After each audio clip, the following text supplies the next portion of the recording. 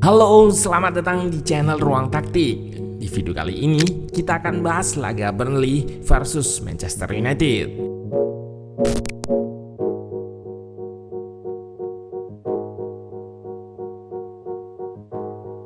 Manchester United memulai pertandingan pertamanya tanpa Ruben Amorim dengan hasil imbang 2-2 melawan Burnley. Selain menjadi penampilan perdana setan merah tanpa Amorim, laga ini juga menjadi debut Darren Fletcher sebagai pelatih interim. Secara hasil, MU mungkin tidak bisa dibilang meyakinkan.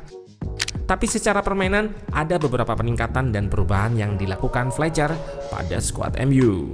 Salah satunya, pergantian sistem dari 3 back ke 4 back, 4-2-3-1 yang terekam pada statistik rata pemain ini.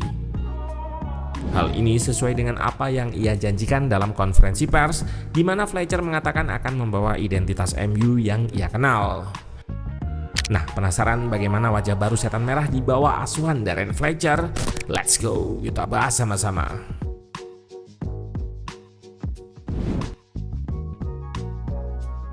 Di atas kertas, Burnley bermain dengan formasi 3-4-2-1. Humphries, Steve, dan Laurent mengawal lini belakang.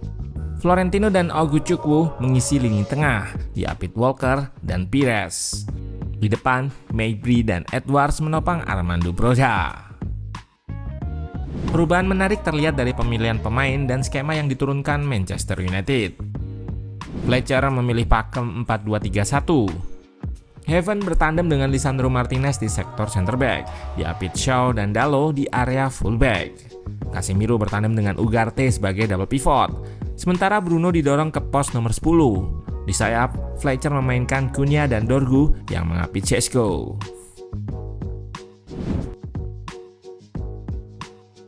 Ketika build up, MU bermain dengan shape 4-2. Casemiro didampingi Ugarte sebagai double pivot di depan 4 back. Namun untuk membongkar pertahanan Burnley, salah satu dari dua gelandang ini kerap naik guna membantu penyerangan. Dalam skema build up MU ini, Dalot seringkali naik sementara Cunha drop untuk mengisi posisi fullback sebelah kanan. Bisa dilihat, sejak menit awal, MU selalu melakukan progresi dari sisi kiri atau dari sektor tempat Dorgu beroperasi.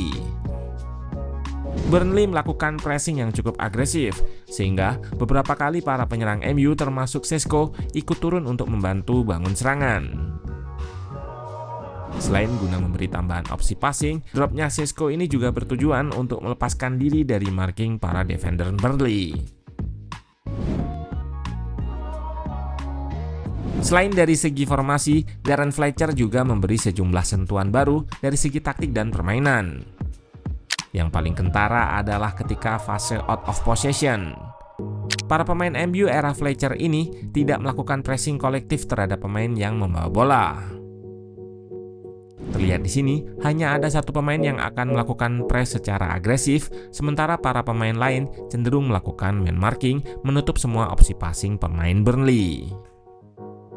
Meski ketika on possession memakai skema 4 back, ketika out of possession alias bertahan, para pemain MU akan memainkan shape 5 back seperti ini, mengikuti lawan.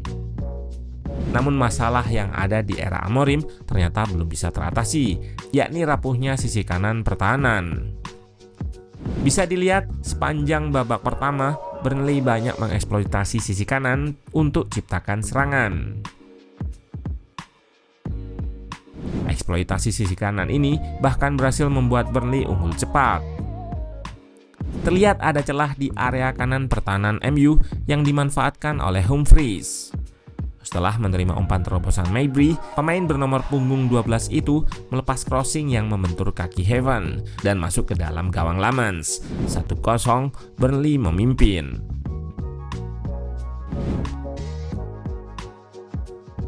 Arah serangan MU yang dibangun melalui sisi sayap kiri tidak dirancang tanpa alasan.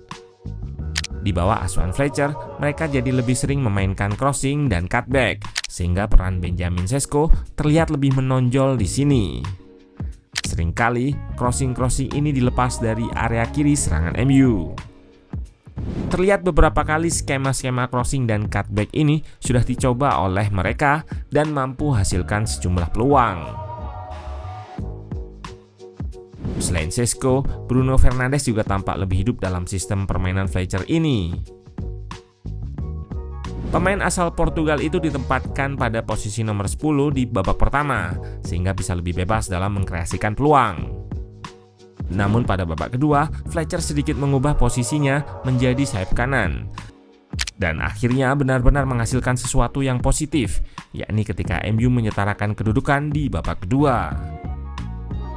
Di sini, Šeško dan Bruno melakukan kombinasi menawan yang dituntaskan dengan baik oleh ex-striker Leipzig itu.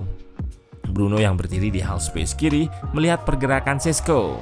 Kapten MU itu pun langsung mengirim umpan terobosan yang disambut sepakan ke tiang jauh. Skor 1-1. Benjamin Šeško kembali unjuk gigi ketika dirinya berhasil mencetak gol kedua yang membuat situasi berbalik buat Manchester United. Lagi-lagi gol ini lahir dari skema crossing. Dorgu melakukan kombinasi 1-2 dengan Ugarte sebelum akhirnya melepas crossing ke arah Šeško. Penyerang asal Slovenia itu menyebut bola dengan sontekan kaki kanan yang kembali menggetarkan jala Martin Dubravka 1-2. Tim tamu sejatinya tampil dominan di laga melawan Burnley. 2 gol Benjamin Šeško juga seakan membawa sinyal bahwa MU bisa pulang membawa 3 poin. Namun masalah mereka di era Amorim lainnya ternyata kembali muncul. Dalam situasi unggul, MU tidak bisa mempertahankan keunggulannya. Ditariknya Bruno pada menit 61 membuat kreativitas MU menurun. Sementara itu Yoro yang masuk di menit yang sama menggantikan Heaven juga nggak bisa menutup celah pertahanan tim dengan baik. Hasilnya, Burnley tidak butuh waktu lama untuk kembali menyamakan kedudukan. Bisa dilihat di sini, 2 bek MU yaitu Licha dan Yoro gagal menutup ruang tembak Jadon Anthony. Akibatnya, pemain bernomor 11 itu berhasil lepaskan tembakan ke tiang jauh yang tak mampu dijangkau Lemans.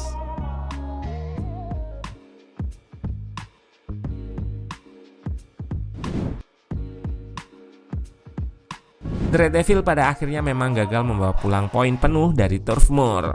Namun secara permainan bisa dibilang ada banyak hal positif yang disajikan Fletcher di laga debutnya sebagai pelatih.